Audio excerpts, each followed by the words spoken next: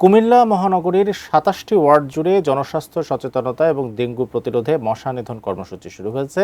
Comilla city কর্পোরেশনের ১৭ নম্বর ওয়ার্ডের পাথুরিয়া পাড়া থেকে বিস্তারিত জানিয়েছেন প্রতিনিধি হুমায়ুন কবির জীবন।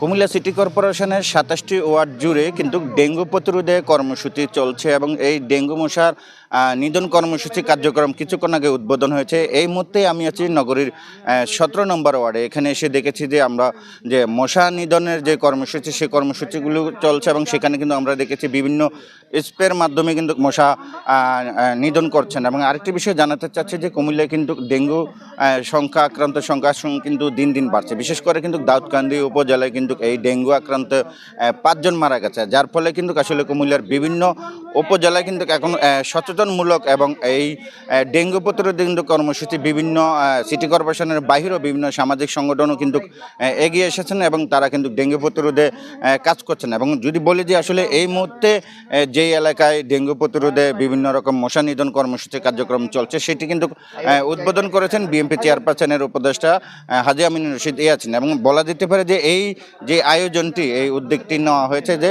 জনকল্যাণ মানবিক সংগঠন বিবেকের উদ্যোগে কিন্তু এই কার্যক্রম চলছে এবং মশা নিধন কর্মসূচি তারা এই যতদিন এই ডেঙ্গু মশা প্রতিরোধ সমাপ্ত না হয় সেটি কিন্তু তারা এই কার্যক্রম চালিয়ে যাবেন বলে আমাদেরকে জানিয়েছেন। সব কিছু মিলে আসলে ডেঙ্গু প্রতিরোধে যে সামাজিক জনকল্যাণ সংগঠন বিবেক, সেই বিবেকের উদ্যোগে কিন্তু এই ডেঙ্গু প্রতিরোধের বিভিন্ন রকমের মশা নিধন কর্মসূচি কার্যক্রম চলছে। তো এই ছিল কুমিল্লা সিটি কর্পোরেশনের ১৭ নম্বর ওয়ার্ড থেকে আমার কাছ থেকে সর্বশেষ।